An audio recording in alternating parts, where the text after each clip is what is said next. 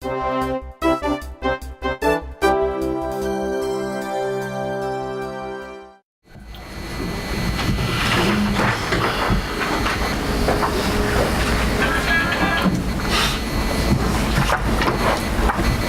got 7. 6. Okay. Ladies and gentlemen, I will call the January the 2nd Town Council meeting to order. And we'll be starting a new year. Hope everybody's had a good old new year and that you'll have a good new year. The first item of business is the Pledge of Allegiance, led by Vice Mayor Barbara McCray. Please join me in the Pledge of Allegiance. I pledge allegiance to the flag of the United States of America and to the republic for which it stands, one nation, under God, indivisible, with liberty and justice for all. Okay, the next item of business is, if anybody's here for the public comment session, I think we've already got it. Okay. Get past it. I'll need to hang on to it just a minute, yeah. Approval of the December the 4th Town Board minutes. I'll entertain a motion to approve, or if there are any corrections, let me know. I move we approve. All right. Second? All in favor?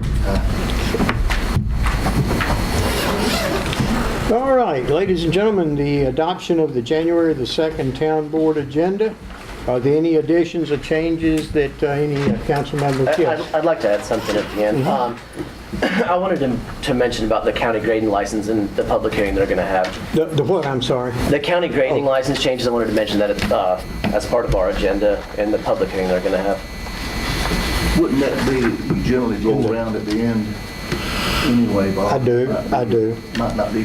I figured people would be pretty exhausted by then. Okay.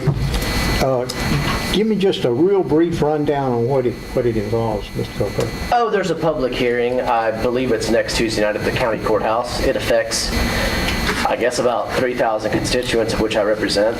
That's going to change the legal use of their land, and I'd like to let my constituents know about that. Just let them know about the thing, about the public hearing? Yeah. When it's going to be and all of that? Okay. Yeah. I'd like to talk about it a little bit, if that's okay. Yeah, I'm looking for a place to put it here. Mr. Mayor, you could do Yes. under new business and just do a new line item K. Okay, let's do that. Okay. I'll just call on you, Mr. Culpepper. That's fine. Okay. Thank you. Anything else to change? All right, if not, I'll entertain a motion to adopt as presented. So as amended, As amended, you're right. make that motion. Second. You're too sharp there, Mr. Member. Okay, all in favor? Okay. All right, we have a number of people signed up for the public session. Remember the ground rules, everybody's limited to 5 minutes in the public comment period, and I do time you. So, Ms. Crano, you're number 1. Well, I wrote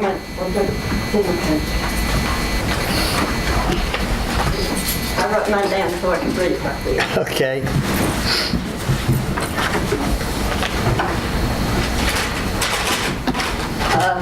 I came to this meeting about 67 Curtis Street. It is a health hazard in every sense of the word. We think they are using and selling drugs, and has for years. A lot of cussing, fighting, breaking windows, having food, had wood fires where propane logs were supposed to be. Lots of traffic hours. It's all day and all night traffic with loud mufflers and keep you awake. They took baths in my rental house, outdoor pool, don't know how many times, but Steve Moses went and told Sarah and DJC, who rents the house, that he caught them in there taking baths. And they also stole 3,000 gallons of water from this same house that's on the water bill. They also stole water from the church, and they broke in one of the buildings at the church. And on December the 31st, Kathy, Bill, and myself made a call because they had went off and left 2 dogs in the trailer. Nobody there, the windows was froze. And they had a little bit of water, but they didn't have any food. And there's feces all over the trailer. Covers that side, let's see. I called Tommy Potts about the West Boulevard roads down there. And he owns the land, and he was scared to do anything about it. And they've been doing that anywhere from 8 to 10 years. These same people have been going flip-flopping from one house to the other. And I caught two in the house that I was raised in, selling drugs, and I went across the street and told them to pack and get out, and they did. And I wasn't afraid, I was just mad.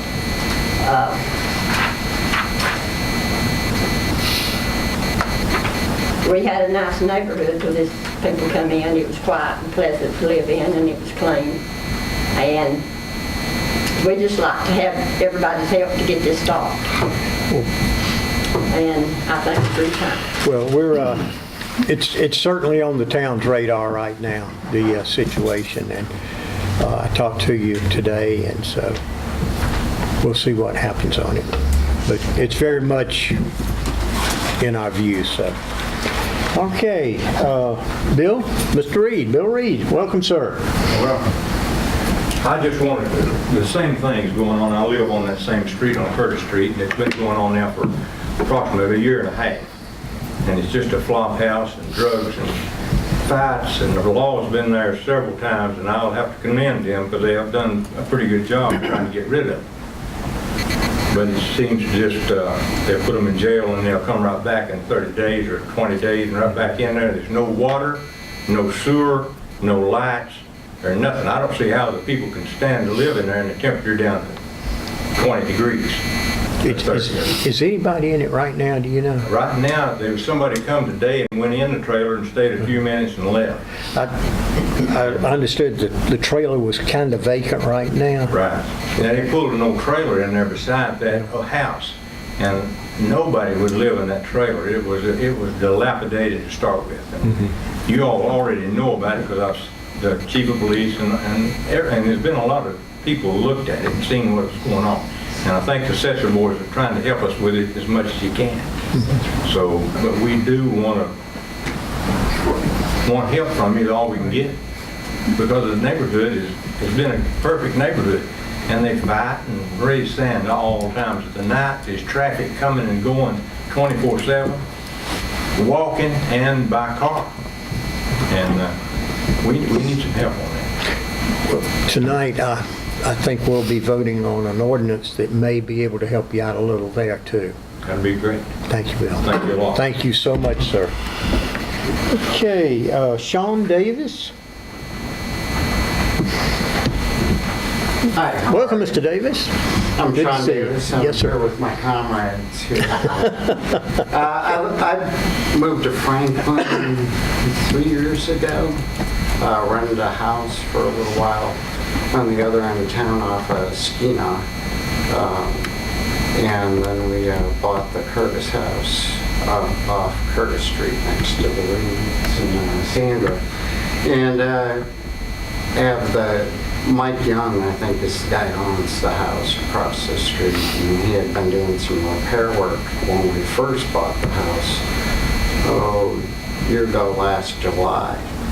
And since then, he had started renting it out to various people. I don't think there's probably a lease involved because there's no water. They were running a hose occasionally to the church, who's right in front of my house. In the middle of the night, running power cords across the street. When they moved that camper trailer in next to the trailer unit, which has, like they described, no windows most of the time because they get into fights, and they've had them repaired a couple of times, but people just bust them out. Fights between men and women out in the driveway. We just moved in there, we remodeled, loved the old house, you know what I mean? I grew up on a farm, but I've lived in a big city. I work for a bank. I'm vice president of the IT audit group. Also looking to encourage my parents for somewhere to live. And we actually in my high school years, transplanted to Morristown, Tennessee. That's why I was familiar with the area. And I loved it down here and lived to retire. And so the support we've got from the police department's been great. Police comes out there personally quite often. So I think there's good action going on against it, and I appreciate it. And I've actually read the notes on the ordinance, and there's several of them that they would not be in compliance with. Sewer, when you have renting a facility, you have to have power and electric too, which I think they use jumper cables to get power in there at one point. When they moved the camper in, they set up a temporary unit and ran extension cords from the camper to power the house. But anyway, all kinds of fun over there. It's right across the street from me. I appreciate any help. We're working on it, sir. Thank you. Okay, Kathy Reed. Welcome, Kathy. I'm on the same subject as the other four. I live right up the street, and it is simply unreal sometimes. The trash is building up in the yard is unbelievable. And there's rats and everything else, and the two little dogs is in there Sunday morning. Animal control and 3 police officers came and helped us get those dogs out of that house, and animal control took them on. They were small dogs, and there's 3 missing. We saw them today, but the dogs, some of the windows was broken. They would slip through that broken glass, and some of them were cut because one of the hound dogs had blood on his head when they did get him out. But that is a terrible situation there. And we have known it to be, whenever Michael and his wife Tamara and their son lived there, it was very decent, and something went very wrong. And anyway, we would like to have something done about this. The house needs to be condemned. That old junk trailer needs to come out of there. It looks awful. But we would like to have that neighborhood back to decency like it was, because it's degrading our property, something awful. Just, if you wanted to sell a piece of ground, somebody looked down there, they would have it under no circumstances. And we would like to keep Sean and Jan up there living in the Curtis house, even though I'm sure that they were on the verge of wanting to leave. Right. But we encouraged them to stay, that it would get better. Are the 3 dogs still in the neighborhood? Yes, we saw them today. You know, we fall under the county's animal ordinance.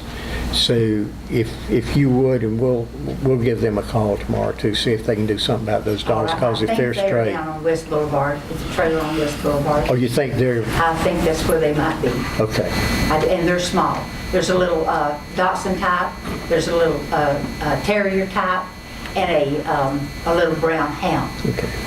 Okay. So that, but they're all small. No But they collars, need help. no Nothing. collars, okay. No, nothing. All right, we'll So make we it, appreciate whatever y'all can do. And the police department has just went above and beyond the call of duty with us, and we just appreciate that so much. And animal control, they was there within 30 minutes. good, And we just so appreciate them. great. Thank you. Thank you, Ms. Reed. Okay, Mr. Waters, welcome, Mr. Waters. Councilman, ladies, I'm David Waters, a member of this community, and I'd like to speak to you on an issue that won't cost us anything. Now, isn't that a kicker? I want to speak to you about the clock in the Rankin Square. Now, I'm a member of the garden club that keep the square neat and pretty, and I think you all appreciate that. But that clock doesn't run, and the chimes do not chime. Now, there's a reason for that. At one time, the chimes were a nuisance. They were just going on all the time, and we decided to turn it off. But we can do something about that. Put a timer on it. I've got the timer. It's a commercial timer. It's very accurate and very complex, so we can program that thing throughout the week. As a for instance, we'd get a chime at 8 o'clock in the morning, and then at noon. That's it. On the weekends, maybe a little different sequence. On Sunday, maybe 10 o'clock or 10:30 to wake you all up so that you'll go to church. Now, I'm also a member of the Navajalo Hiking Club Veterans Group. I'm a World War II veteran. I'm a church elder, making computer users group, and on and on. My roots go in this county as far back as you can think. And so I think that we need to do something about that. I can do it. I think we have the key to get up into the tower, and we and another electrical engineer, I went to Georgia Tech, electrical engineering, NASA, rocket scientist. So I think we can handle the problem. That's it. So obviously, I can't accuse you of being a rocket scientist. Thank you. Thank you, Mr. Waters. We'll get back in touch with you on that with some information. Thank you so much. Ms. Moore, Angela Moore.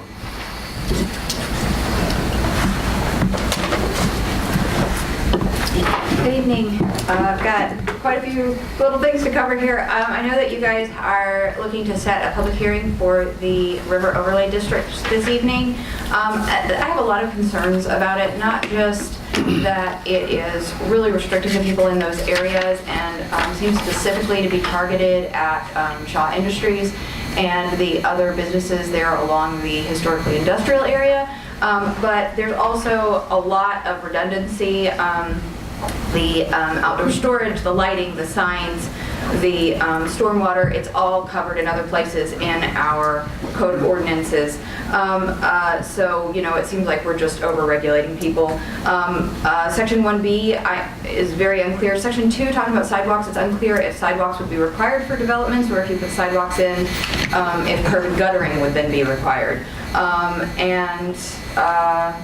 Finally, I definitely have some concerns about the added street trees and parking requirements, particularly because we do have some developers that have brought their parking lots into compliance without redeveloping the buildings themselves.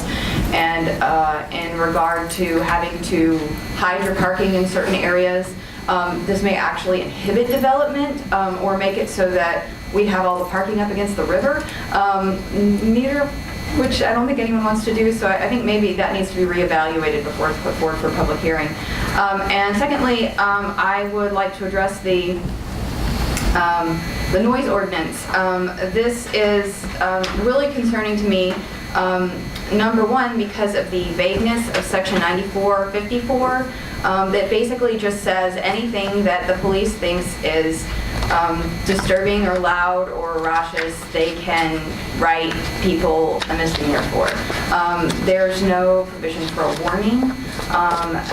This is left fully up to opinion. Even the permitting system is just completely based on opinion, and I think that this provides a very large area for bias and for varying opinions depending on who you speak to, and I think that we're going to create fear for the public and not make them just simply feel happier because there's less noise. I also have a very specific concern about B7, dogs and other animals. We have goats, and while they are almost always silent, especially at night, there are occasionally rare exceptions, particularly if there's a predator about. We had bears in our neighborhood a couple years back. Not only were our goats loud, every single dog in the neighborhood was loud, and technically all of us would have been in violation of this law. Maybe this needs to be redirected if you want to keep it to continual and ongoing egregious problems, but even then I would ask you to reconsider, because you would basically be asking people to immediately get rid of any dogs they have that are continually noisy. And that's a pretty big ask for some people. I know that you're not required to have a public hearing on this noise ordinance, but I think that it would be in good faith to the public to consider a public hearing for it, even if the law does not require it. And have a good evening. Thank you. I have a question. We can talk about that when we get to the ordinance, I guess. Okay. Mr. Ledford, welcome, sir. Thank you, Mr. Mayor, members of the board. I wanted to talk tonight a little bit about the noise ordinance myself. I was on the fence at first, but after doing some research, I think that it is important for a community to have a noise ordinance. I was doing some research by the World Health Organization, and they summarized it by saying that community noise ordinances of different types have been promulgated in many cities and countries all over the world. They need to be coordinated and consistent with regulations at all of the levels, namely regional and national. If an effective improvement in the quality of the sound environment is to be achieved. In a global policy, community noise ordinances act as self-regulation measures that are able to address noise at a local level in a way that citizens can be drawn closer to the actions and get more involved with the results. Since much of the noise in the community is a local issue, local policies and actions can produce measurable results if a straightforward, practical, and economical approach is set up. Simply enacting a new noise ordinance, either qualitative or quantitative nature, is not enough though. The noise ordinance must address the noise problems in a clear and realistic way, and must be reasonable. All technical issues such as metrics, standards, assessments, and inspection procedures must be well defined. Responsible bodies must be established together with their obligations and powers, ensuring a capable supervision and enforcement. Efficient enforcement measures and the allocation of adequate financial and technical resources are key issues for successful results. The provision of guides to help on the technical issues and the rules for dissension and information have generally proved to be a viable feature. So this is that in a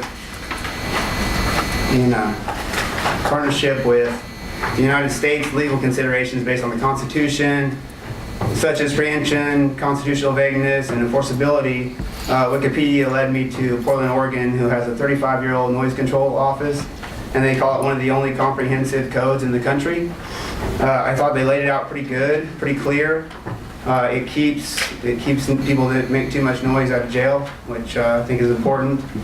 The prison's already overpopulated with nonviolent criminals, so I don't think we need to enact any more ordinances that are going to see people in jail. It talks about how to use the device, what the devices are to be used. It lays out a chart for times a day. It talks about animals, like Angela was talking about. I didn't see a lot in here that I would change. It really laid it out to where there would be little doubt when it came, if it did go to court or something or anything like that. So I think there are ways to do it. But I do think that the one that is being talked about right now leaves too much open and too much room for bias and too much room to be manipulated. This one even talks about setting a board, a 5-person board. One person has to have knowledge of sound and the equipment that must be used. So I think that we're on the right track, but I think there are things that should be considered to make sure that we're really doing something for everybody in our population. There's a term called last milers when we're talking about cable, but there are people, if you enact an ordinance or a law that in any way makes it possible for somebody to go to jail, there are people that are going to be in jail for that eventually. If you make an ordinance that has the possibility of turning into a misdemeanor, which has the possibility of turning into a felony, you're going to have people in the court system. The way America is, you're going to have people in prison for making too much noise. And that's not America, and that's not Franklin. Thanks. Thank you, sir.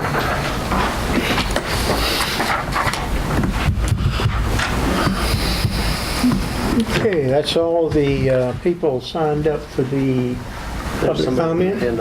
Yes, ma'am? Mr. Mayor, I didn't realize that I needed to sign in. I would request 5 minutes of your time, please. Sure, go ahead. Thank you, sir.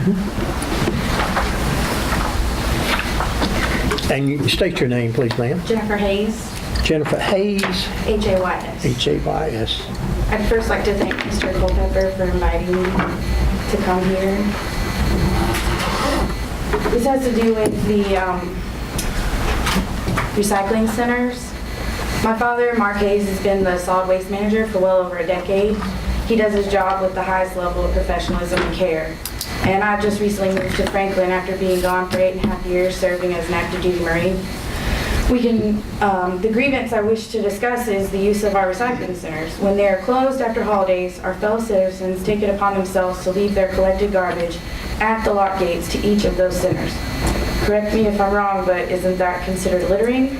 Furthermore, I posted this issue on the Facebook page named Macon Issues, where I exchanged many words with Mr. Culpepper, and his thought process is choosing the lesser of evils rather than enforcing the law due to costs being outweighed. On this open forum, it was suggested that an attendant be monetarily compensated for opening the center on closed days. He said that he would much rather have 100 bags of trash lying in the gate versus one single bag finding its way into the river. Have any of you left your garbage out on your porch overnight to be taken away in the morning? I have, and it was a mistake. Animals got through it, went over my yard, and I had to spend most of the morning searching it and cleaning up the mess. The same thing happens at the centers.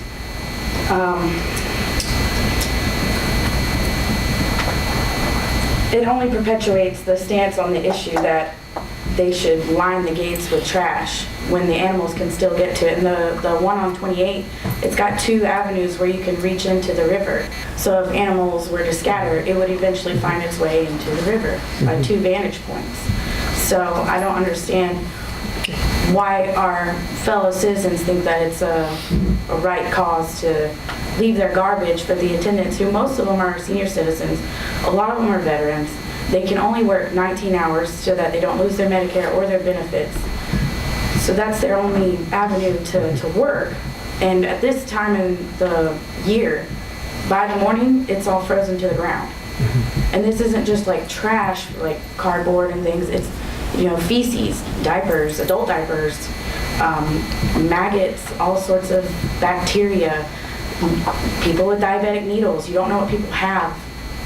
And they have to filter through this. And every year, I didn't realize it until I got back, but every year, my father and his crew do this after every single holiday.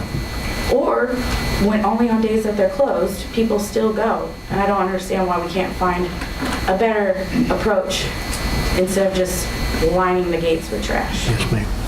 Well, you make some really good points because I've seen them. However, that actually falls under the county, Yes. the recycling centers. But I hope that the media will pick up on this tonight. That's my hope. And I salute you for serving in the Marines. Thank you, sir. Yeah, that's quite an accomplishment. Thank you, sir. Okay, anything else you'd like to add about it? No, sir. Good. Thank you, ma'am. Thank you. Okay, I believe that was the last person that I had, so I'll pass it down. Okay, that concludes the public session. New business. We have a special recognition of the years of service for Billy Mashburn's family. I'm going to ask Mrs. McRae, the Vice Mayor, to help me make 2 presentations.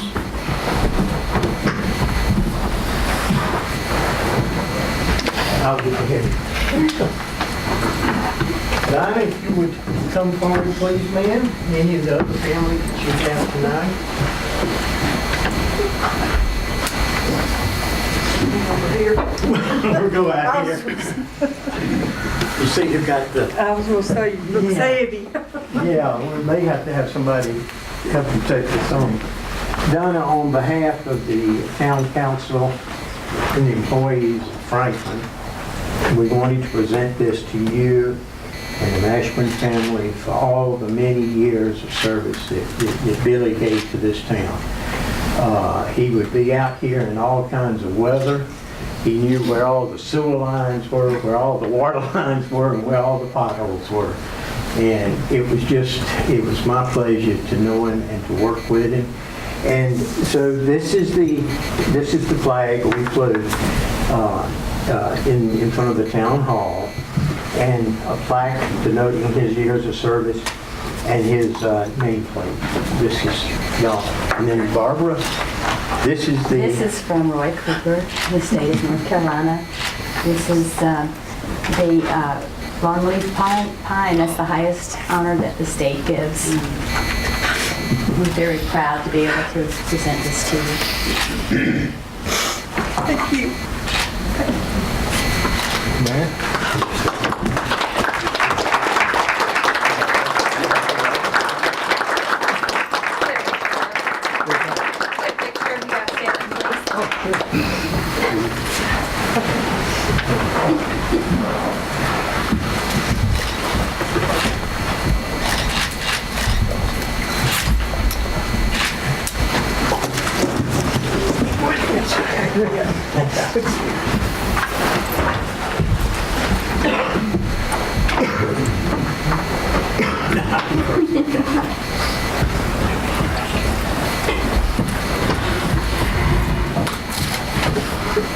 Okay.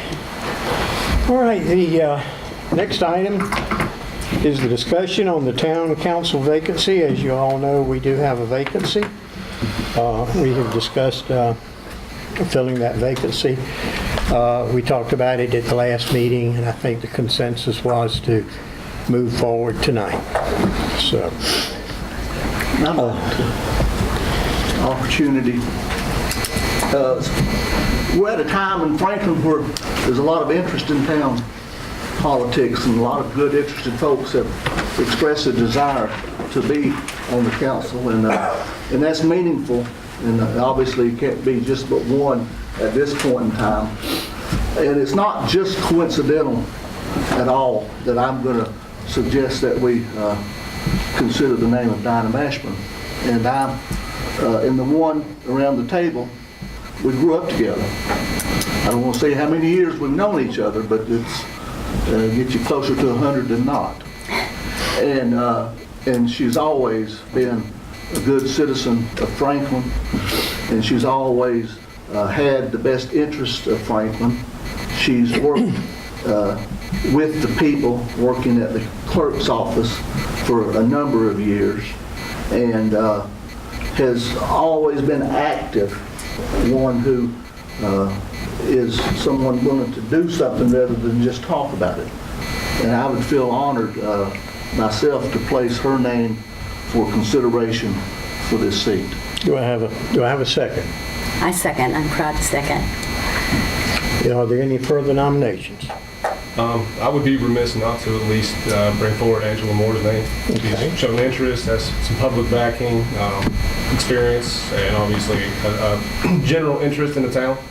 And I think we at least owe her the fairness to consider her name as well for the position.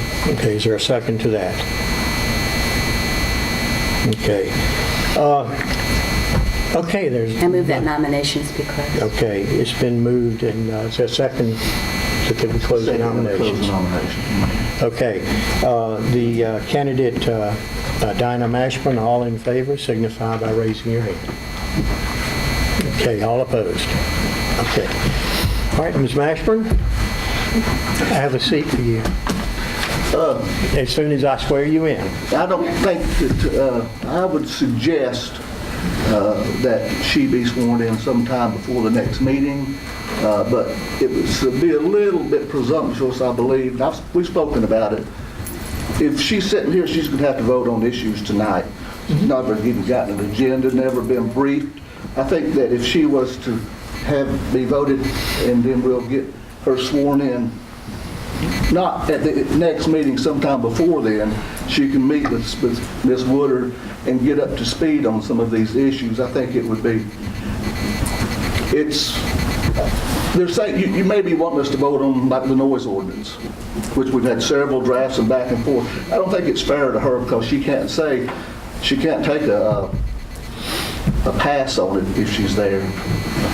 I think that procedurally, if there's anything that she had a strong feeling about, I think the board with a 2/3 vote could allow her to abstain from voting. No, I don't think you can abstain because of lack of knowledge, but nonetheless, I'll leave the final decision to her, obviously, but I think it would be appropriate to have her sworn in and be ready to go at her February meeting.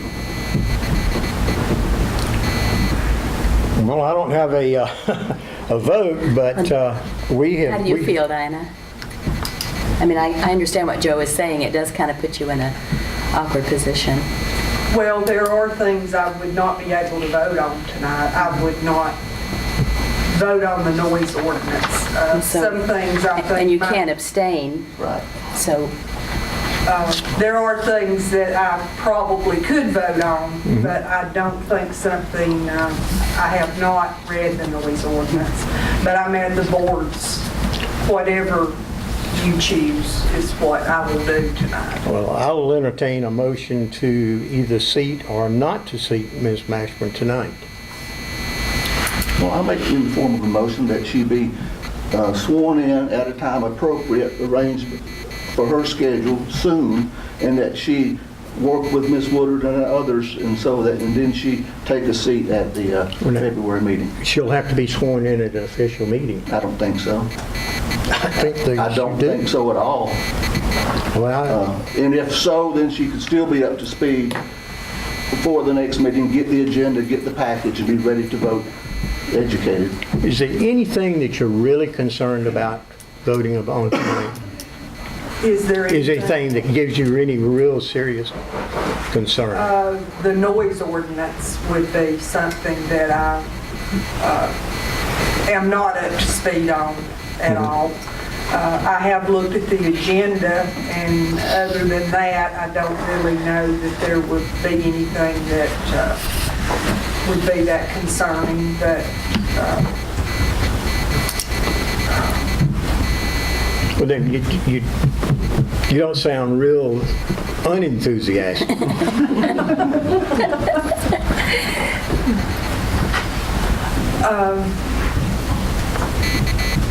like I say, it's up to the board about how you choose to proceed with it. If you choose for me to, then I will be seated and I will do the best that I can tonight. Okay. Otherwise, I will do it at whatever time later. When would, Mr. Collins, when would you want to hold this? Well, I believe that she can be sworn in at a time convenient with her before the next meeting. Irrespective, even if she's not sworn in until the first of the next meeting, she will already have the agenda, already have the opportunity to get up to speed and to make an educated vote on the issues. We've gone for several months at 5 strong here, and we're certainly capable of doing the business, and Dinah is capable as well. It's not fair to her, though, to ask her to vote on some decisions, not even having known she would be here until we had her vote a couple of minutes ago. Well, let me ask you this. After we have this meeting tonight and we vote on these things, can we not come back and then swear her in? After we've had the decisions made on these matters? What would be the difference? Her having to vote? Her having to vote? No. If we vote on these matters and then swear her in just before we adjourn, she would be seated then and not having to vote on these matters she's uncomfortable with. I don't have that would cure the problem that I think it would, yeah. That's fine. So what would be the feeling of the board to hold off to swear her in until after we've conducted these matters of business which she may feel uncomfortable with? That's fine with me. I don't That's know fine. if we need to put it to an actual... I don't think we do. So don't get away. Okay, all right. I appreciate that. Okay, next item, reappointment of Wayne Swank to the Franklin Alcohol Beverage Control Board. Mr. Tiller, welcome. I won't take much of your time because I believe you're going to be here a little while tonight.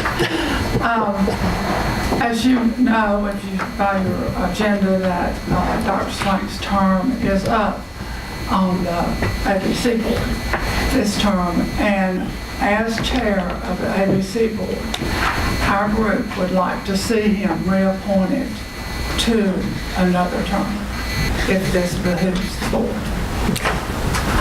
Thank you, ma'am. Do I hear a motion to that effect? That this is a reappointment. He is eligible for reappointment. And do I hear a motion to that effect? I move that we reappoint. Okay, I have a motion. Do I have a second? It's the feeling of the board and the chairman that he should be reappointed. I'll second. Okay. All in favor? Show of hands. Okay, it's unanimous. I also would like to invite all of you, if I think it would behoove you if you would call our manager and make an appointment with him, go out to the ABC board and go over everything that the ABC board does, as far as why we have the employees we do, why we have a 3-member board instead of a 5-member board. All of these, I'm not going to take the time tonight to go through all that, but I think it would behoove you to do that because we are in the town. Of course, the state governs us and we are an authority, but we would certainly like for you to know what does go on in the ABC. And I will say this much, that when there is an ABC board, they're opening one over the state, they always call ours and call our manager to see what's going on. And I would put our ABC board up against any of them in the state. It's well run, and it's well kept. And it's, women feel comfortable there, and you wonder why I'm saying that. But 65% of the customers are women. That's all I have to say. We won't ask you to explain why. Well, most of them are coming to get experience for their men. Ms. Tiller, thank you. Mr. Mason, it's good to have you with us tonight also. All right, we have a street closing request. Madam Manager, this is for Relay for Life. Yes, Mr. Mayor and Council. What you have before you tonight is a request for Relay for Life, and we actually have a member from the Relay for Life team here with us, Miss Julie Lucas.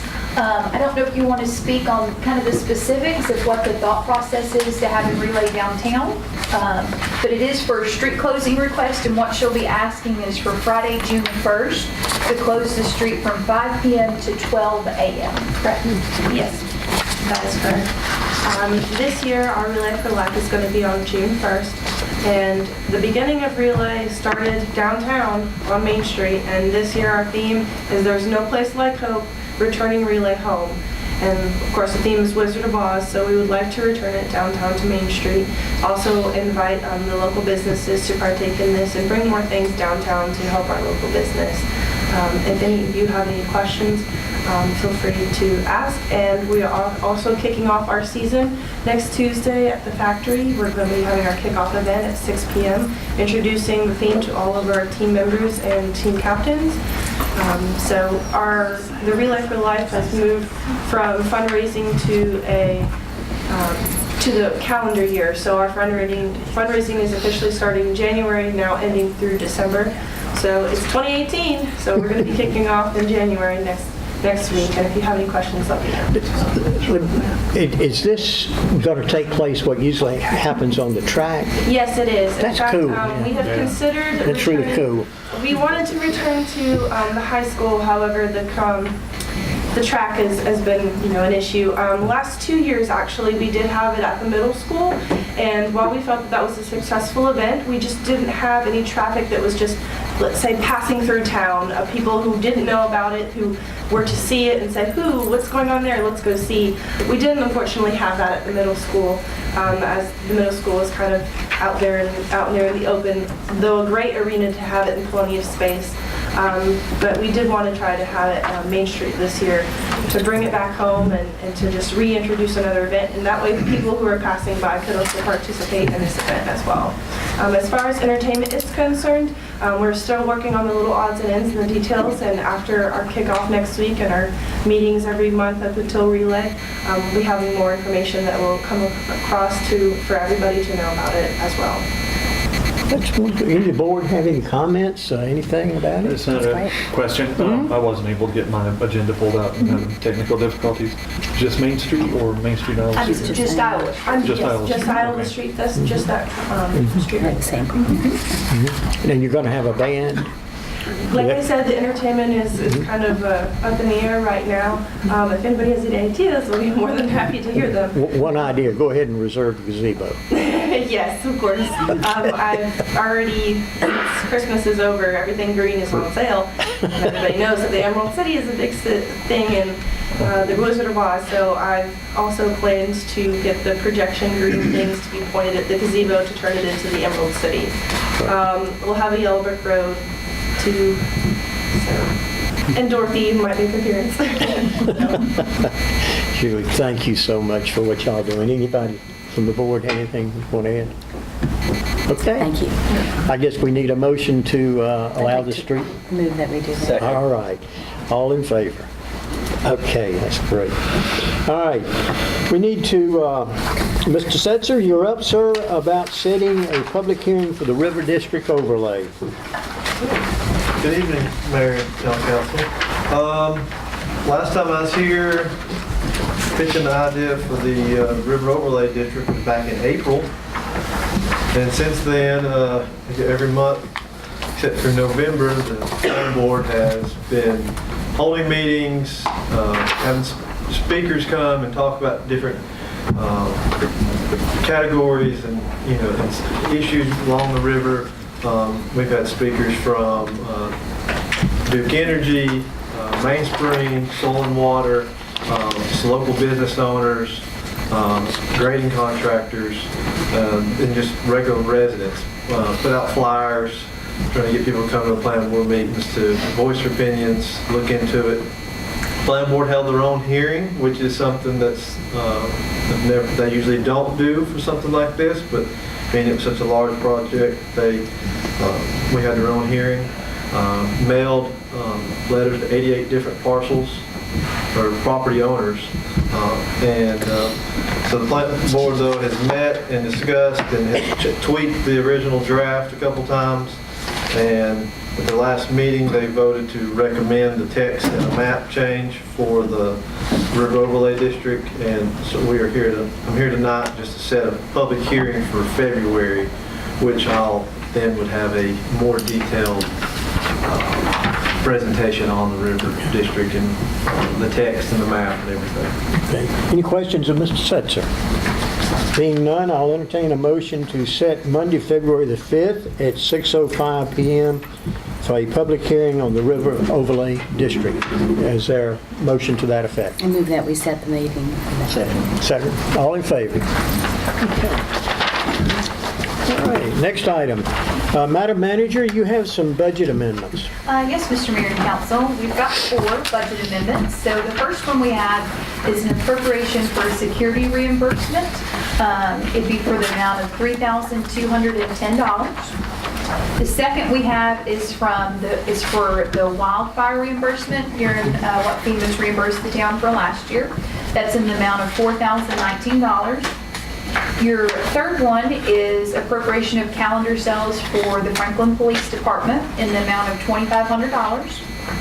And the last one is an insurance settlement for repairs to the ladder truck for Franklin Fire and Rescue for $713. Okay. So what we're asking tonight is approval on the 4 amendments as presented.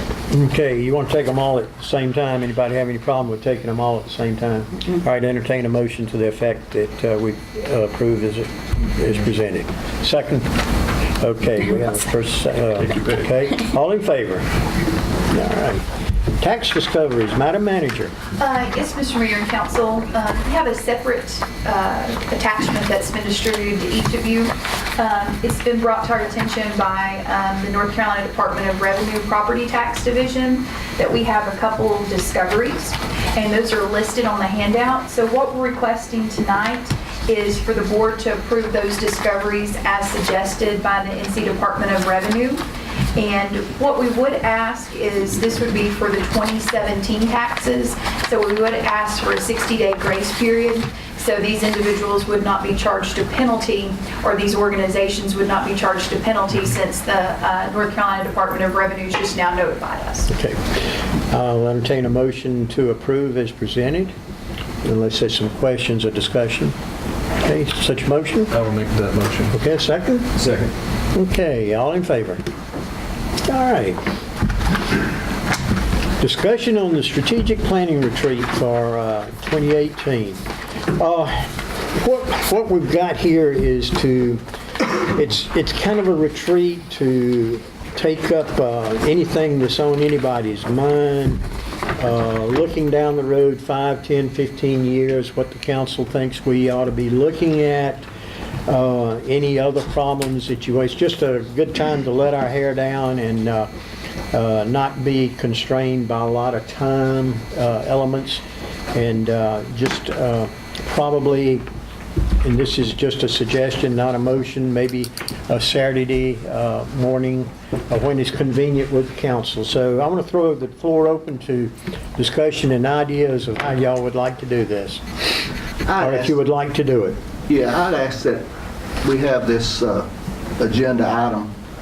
Historically, we have called a retreat, for lack of a better word. And this year, we certainly should have. I'm suggesting, thinking that maybe sometime in maybe late February or thereabouts, we are expecting a presentation on the Whitmire property maybe at our February meeting. And certainly we need to have that presentation, I think, available. We're going into the budget season. We've got to look at priorities. We're going to have 2 new members and all to work with. I want us to consider a little more, a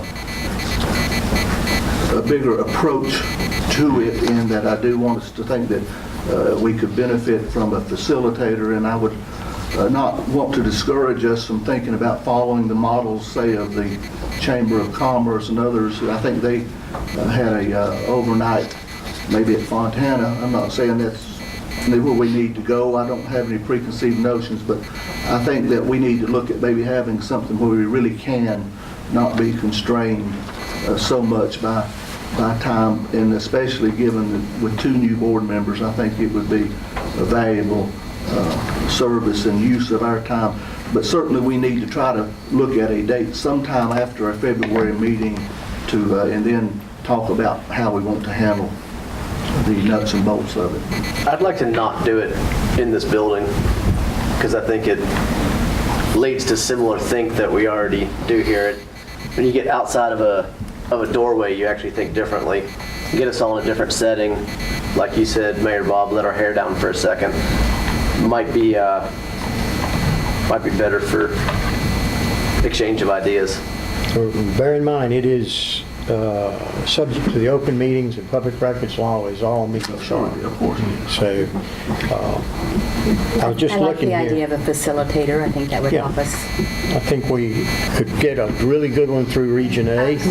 Yeah, we've got several professional type facilitators, and I think what we need to do is kind of look right now before we decide on where, if there's a date. Now, there is the essentials, which will be two days in February, but that's on the 22nd, so I just want to throw that out because some of the board members may be going to the essentials of municipal government, and that is also the mandatory ethics training if you don't do it online. So just beware that the 22nd and the 23rd, which is a Thursday and Friday, may have people kind of occupied already. Is it that late in February? It's that late. Now, the one in Hickory is before that. Okay. That's the Asheville one you're talking This about, is right? the Asheville one, Okay. yeah, and there are some vacancies left, so I checked today. So that's the only thing I had, just wherever y'all decide you want to do it, and if y'all would, if it'd be the consensus of the board to let the manager find us a professional facilitator, of which there are several good ones around, yeah. I am not one of them, so. As long as we don't write things and stick them on the wall, I'm good. Would March be too late? March? I don't know whether it would or not. What do you I'm think, not Ms. sure it Summer? would. Summer, what do you think? It depends, because March will be full-blown budget season for us. Okay. That'd be the only recommendation to where February, because we really kick off with staff normally around the 1st of March. Just curious, Mayor, the 2 days at Asheville, what days of the week are those? It's a Thursday and Friday. Yeah, that, I just wanted to let you know Right, yeah. that might might affect, or we could do it sooner. When do we expect that report back from McGill? I have a meeting with them next week, so I'll have with Diddy Martin and them, so I'll know a little bit further of a date to expect it in February, but I'm assuming we'll have it by our February 5th board meeting. Yeah, and if there's no objection to it, anything that y'all want to bring up, if you want to bring up some of it beforehand, get it before so we can come up with some kind of an agenda. And of course, there'll be a lot of open-ended discussion, so there always is. So I say it, I don't think we could do it, but you could almost dovetail it with that conference. Well, we could. I'm saying almost, and I'm thinking way outside the box. I don't know if there'd be enough energy to go to the conference, plus have, I'm not saying they would, but it'd be a good chance to kill two birds with one stone. Is everybody going to Asheville to the Well, they could if they... Well, there's one thing about essentials.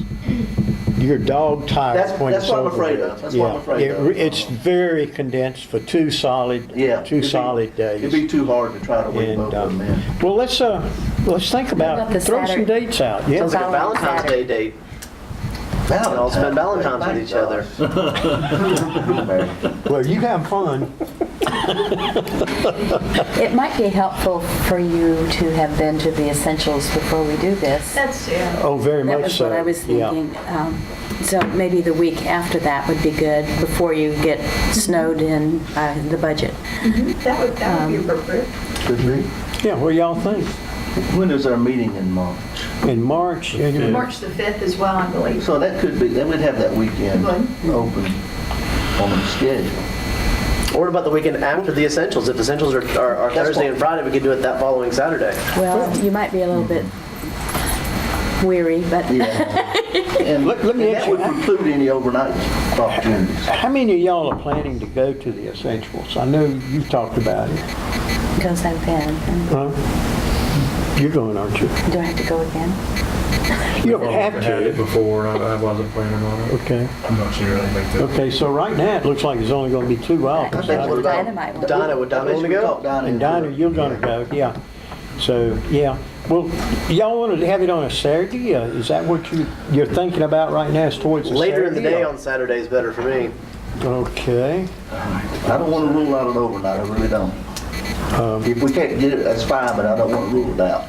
Okay. If we did that, Joe, would that be a Saturday, Sunday thing? It'd be whatever the board thinks, but probably so. I do share Mr. Collins' sentiment. I think an extended period of time, a few days, would not hurt. I think it would give us some time to digest some ideas and conversation and come back and finalize things instead of just talk about them. At least a long evening, if not a...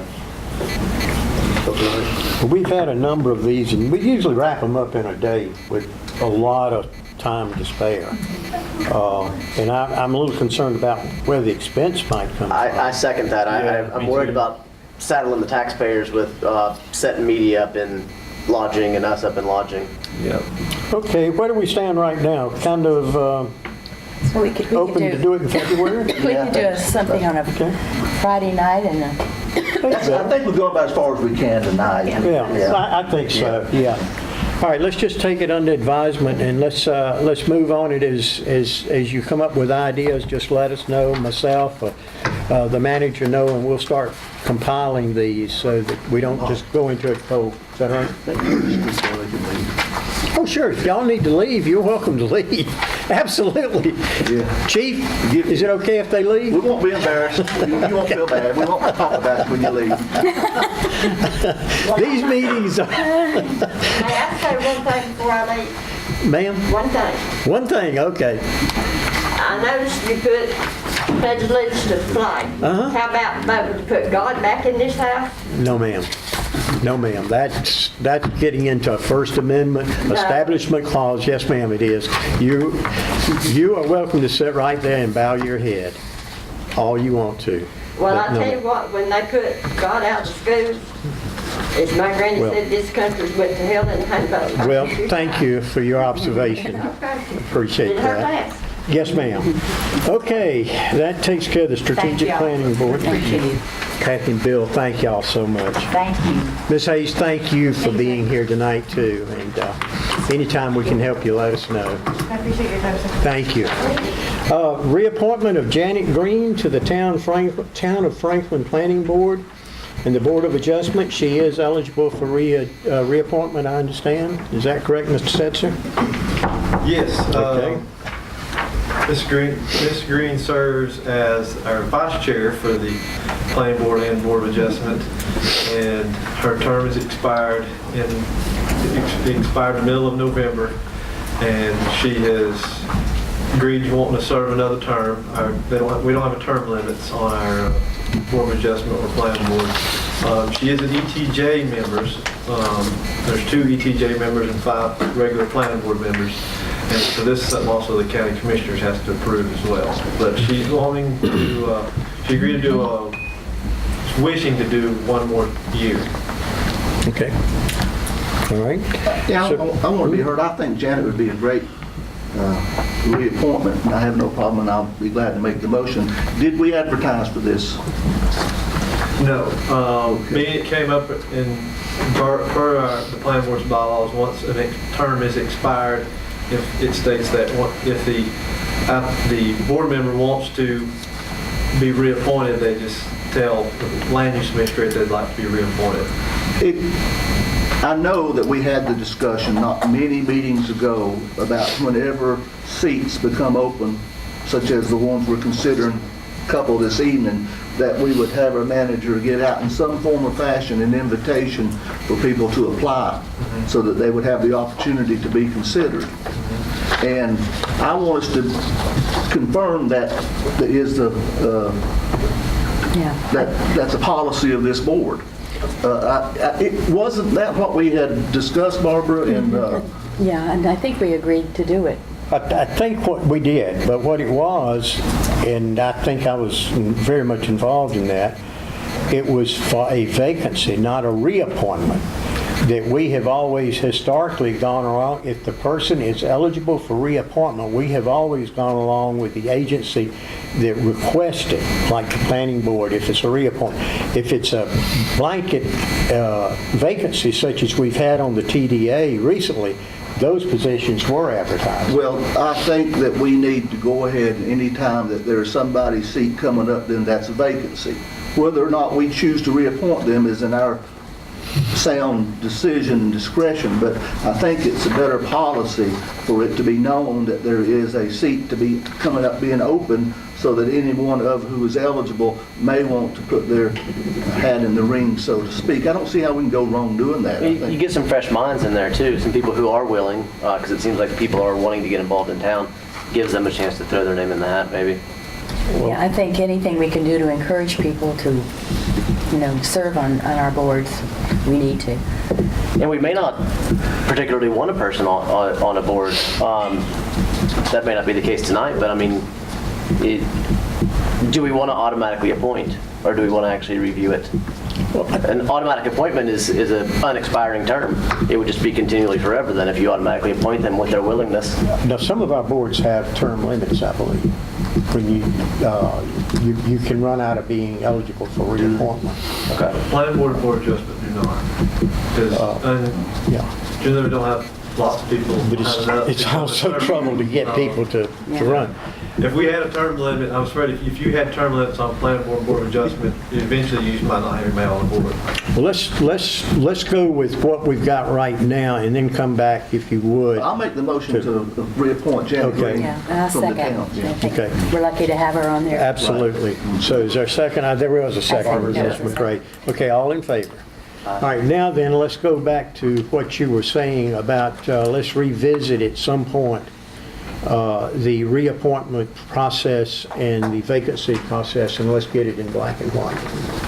Yes. Is there any pending out there on the immediate horizon where it's not an agenda item tonight. I don't know how we handle that, but when is the next one coming up? From the TDA standpoint, we do not have any at the moment, and those were 2 vacancies, so they've been advertised. I believe your planning board, other than your alternate ETJ representative, is full, correct? I don't have an alternate ETJ, and I don't have an alternate in town.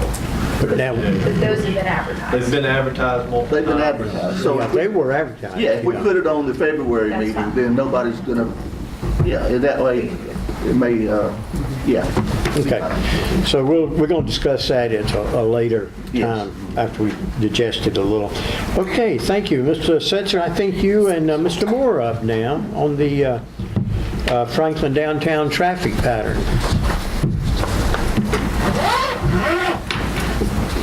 This is information, so. Good evening. I'd like to get a little update on our downtown parking and our downtown corridor here that we've been working on. As far as putting our temporary markings down from our manufacturer's temporary pavement markings, they do require a 50-degree surface and air temperature and a 40-degree overnight air temperature prior to installing them. So at the current time, I would like to hold off, and especially till we get through a little bit of time where we know that there's going to be a less likelihood of snowfall. I would hate to put the stuff down and it get tore right back up.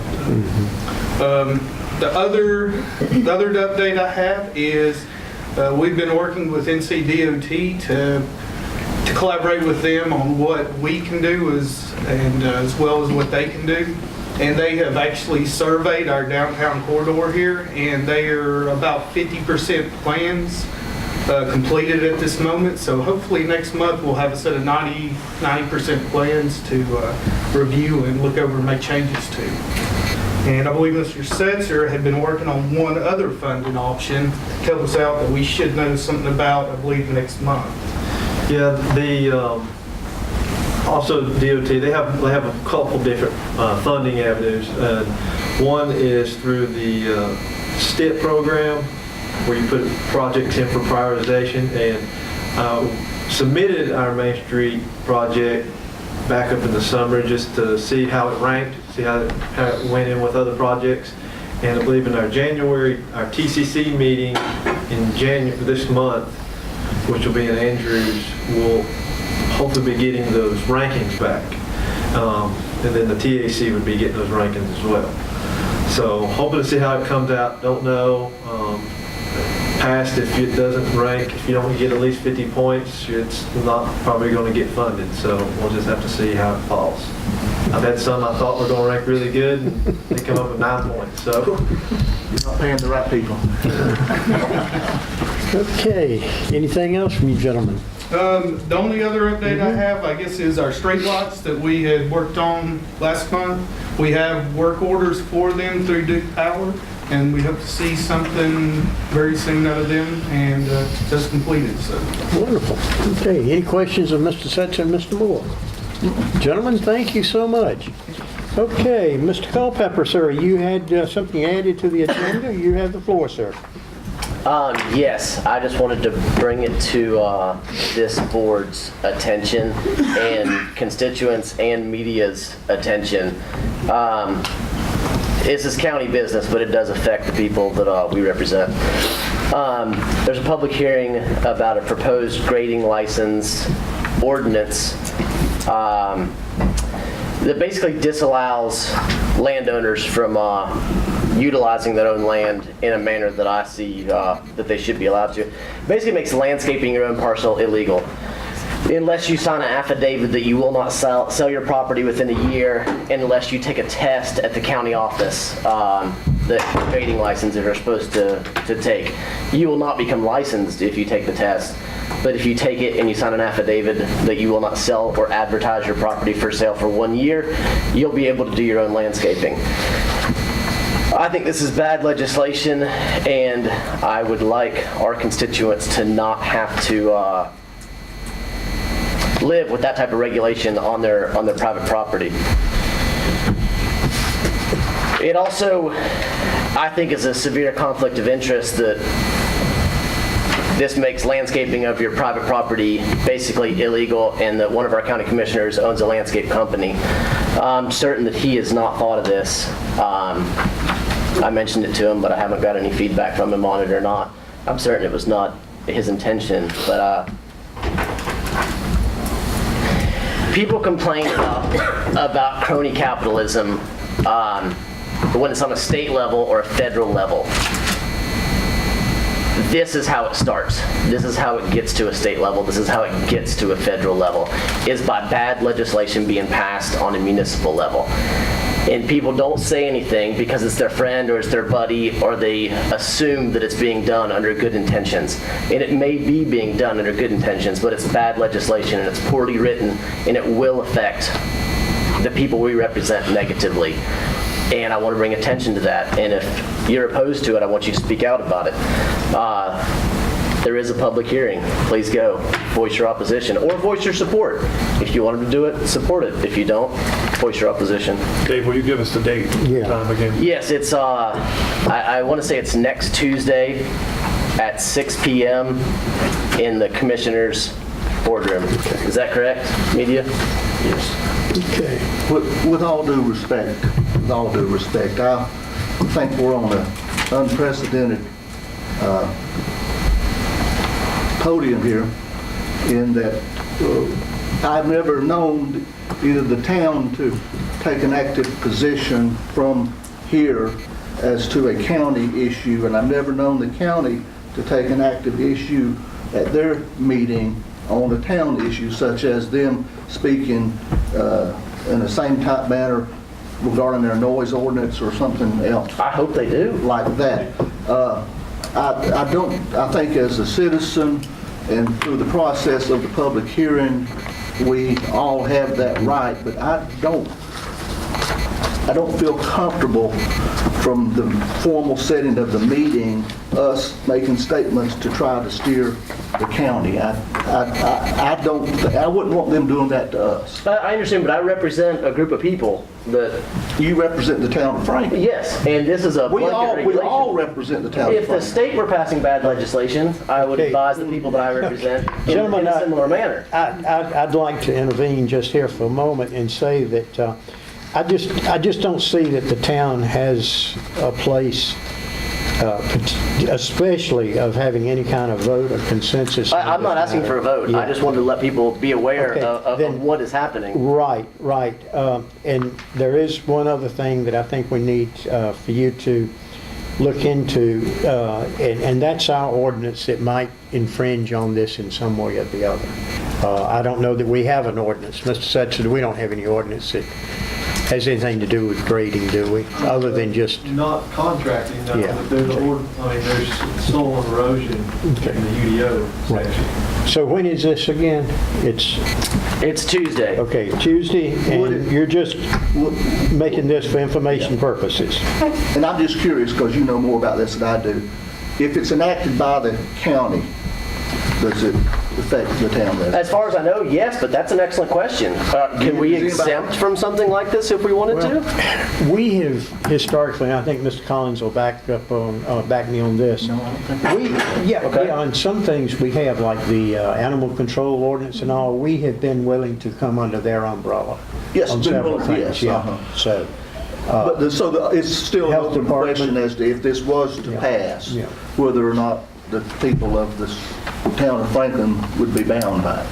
I don't know. We don't know. So It's that's probably right. like a building code. I think it is. It's under their building code, and they have a very extensive soil. Yes. They have a very extensive soil and erosion ordinance, which I think is a fairly decent ordinance. I think that they're adding some bad wording to it. Or there's a public hearing about adding some bad wording to it, and I may have come across as harsh, and I'm expressing my discontent in a strong way. I'm just passionate about it, and I want the people that I represent to know what's going on. Okay. Well, it's duly noted that when it's going to be, and anyone's free to attend it. Okay. Thank you, Mayor. Oh, certainly. Discussion on the Town of Franklin noise ordinance. I trust that everyone has read that ordinance. I believe everybody has had copies of it. And so let's open it up for any discussion or concerns that anyone has on the noise ordinance. And Mr. Mayor and Council, if I may, Yes. Mr. Henning's unable to be here tonight. He's feeling under the weather. So he did just ask the board, if you'd like to review this. There were 2 copies in your agenda packet. One was the red line, and then the second copy was the corrected version. So if the board chooses to adopt it tonight, there is no need for a public hearing unless the board decides otherwise. This is a police power ordinance, and you would just vote on the second copy that you received. So that being the case, any discussion from the council members? I have a couple questions. Yes, sir. Is this a misdemeanor offense, or is it just fines? Or does it become a misdemeanor if you do not pay your fine? Yes. Yes, it could, but I don't think it's one of those things going to put anybody in jail. But I will want to point out as the resident attorney, since John's not here, you don't get from a misdemeanor to a felony. No. You can get from a misdemeanor to jail. I'm not saying you can't do that, Yeah. but you don't go from misdemeanor to a felony. My next question is, dogs were brought up here tonight, and I already had it as a question. Don't we already cover barking dogs in a different ordinance? What we have is we're under the umbrella of the Animal Control Act of the county. Okay. And I think that is covered as a nuisance dog or biting dogs or those type of. We do have I'm sorry, Mr. Mayor. Sure. We do have a barking dog ordinance. I know our police department have had their hands tied numerous times because really the only option they have is to write a citation. But I do not see from this ordinance to where it would not allow you to have your dog be seized from you, or not have pets at all. I think it just allows the residents to be able, if there is a problem in the neighborhood to where it persists, it gives the officer discretion to make sure that this is a reasonable call versus a malicious call. Okay, any further discussion from the board? If not, I'll entertain a motion to either approve or disavow the ordinance as presented tonight. Do I hear a motion to approve? I was just going to say, I think I'm very pleased with the draft that we finally have here, and maybe we'll discover there's some things wrong with it and we'll have to amend, but I'd be in favor of proceeding. I have one amendment that I would like to make to it, and given our historic agricultural nature, and being that it gets light before 6 a.m. in the summertime, I would like people to be able to use agricultural equipment from 6 a.m. on instead of 7 a.m. on.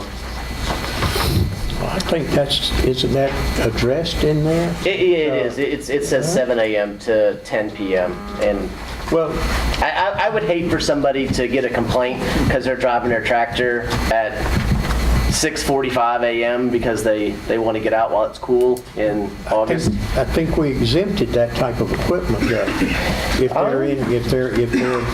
If they're actually doing some type of work, I think that's exempted unless it's complaint driven. Lawnmowers, agricultural equipment, and landscape maintenance equipment used between the hours of 7 a.m. to 10 p.m. I'd just like that to read 6 a.m. to 10 p.m. Give him what he wants, I say. Yeah, that sounds reasonable. I just, like I said, I don't want to. We'll go along with it. Sure. I mean, I don't have a vote unless y'all get in a tie, and it's going to be hard with 5 minutes to get into a tie. So I'll entertain that we insert the time limit to 6, back down to 6 a.m. rather than 7 a.m. Yes, ma'am. Thank you, Mr. Mayor. Well, then I would move that we adopt the noise ordinance with the amendment that David suggested. I will second that. Okay, I have a second. Any further discussion? All in favor? Okay, well, Chief? Thank you, sir. All right. Let's run around the table real quick like before I get into the announcements. Anybody got anything they want to bring up for the good of the cause? I would just Yes, like to sir. ask, this is the town, I don't know what we can do, but just make sure that we do our best to inform the public, especially businesses or event-style venues, since I'm not owner one myself, about the noise ordinance. Yeah, okay. Just to be sure that we're working hand in hand with our neighbors, hopefully not out to attack them. I think it's like any ordinance. You pass it and you might find a glitch here and there. And when they do, you correct it. So that's where we are. I have two things I'd like to say before closure. Just to the public, one of the reasons why things take so long, and I don't think that I understood this properly beforehand, is the only time that all of us can talk together is once a month during this meeting. So that's why some things like noise ordinance take time and legislation takes time. Secondly, I think we're already doing this, but I would ask that Macon Media be included in all of our announcements, as well as the Franklin Press and Macon County News.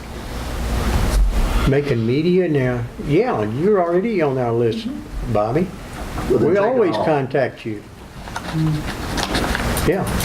He's contacted on everything. I thought that was yeah. Thunder Pig. Oh, that's just a street name? You want to defend yourself, just feel free to come on down here. No, we notify any media that makes a request. They go on a list and it's sent out regardless of whether they, who they are. I mean, and any citizen has that right also to be notified. It used to be, if you were notified by mail, it cost you $1 a year. And I think that's even been done away with. We've never charged it. But any citizen that wants to be notified of any official meeting of this board may request that they be on the list to be notified. That's part of the open meetings law. Yeah. So, okay, any further? Okay, a couple of announcements here. Did you have something? Yeah, I wanted to say something. Yes, ma'am. I'm sorry. I mean, That you were going around the table? I am, but nobody said anything. I wanted to publicly thank the Crabtrees, who are not here. Oh, yeah. For doing such a wonderful job New Year's Eve. It was just heartbreaking when the ice came down, and I walked down with my son, and the square was deserted, and it was just... But then, before midnight, all the restaurants and bars and coffee houses and candy shops emptied out, and hundreds of people suddenly appeared, and we had a great time singing Auld Lang Syne and all. So, but I really do appreciate their contribution to the town, and I think we should I do too. recognize them. Along those lines, I would like for this council to entertain a ordinance or a motion that from now on we observe New Year's Eve on Greenwich Mean Time, which means 7 o'clock here. And as you people get my age, you will know why. Well, We used to brag about how long we stayed up on New Year's. Now we brag about who went to bed first. I stayed up this time. Okay. All right. Anything else from around the table here? Any of you guys? Okay. There not being any, then the announcements, the town hall offices will be closed Monday, January the 15th in observance of Martin Luther King Jr. Day. And we've already talked about the essentials of municipal government training and your ethics training requirements. So you need to get your reservation into the manager as soon as you can. So that brings us to the point now of swearing in our newest member to the council. Ms. Mashburn, if you would come forward, please, ma'am. I will come out there, and you would like to use the Bible? Yes. All right.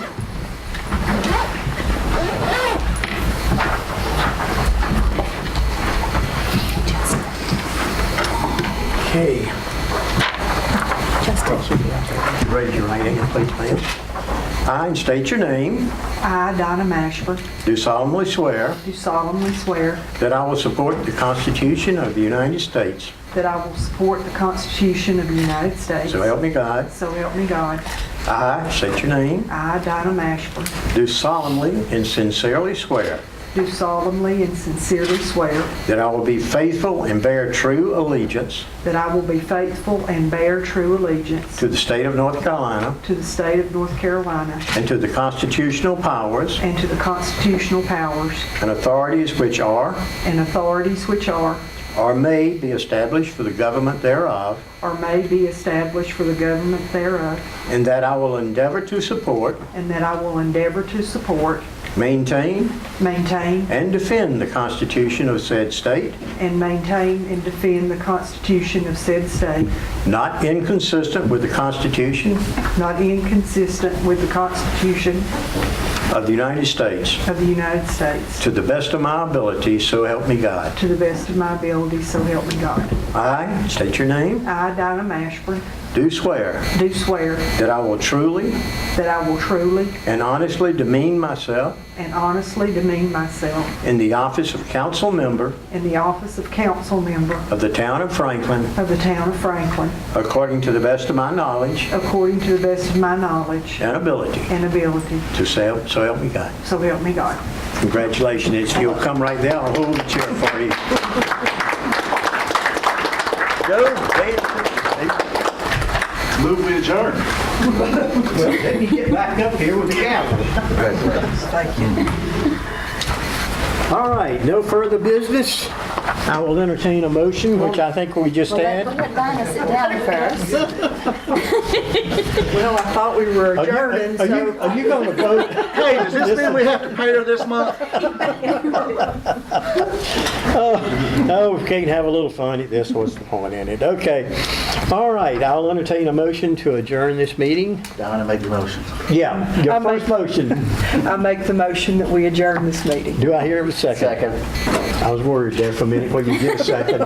All in favor?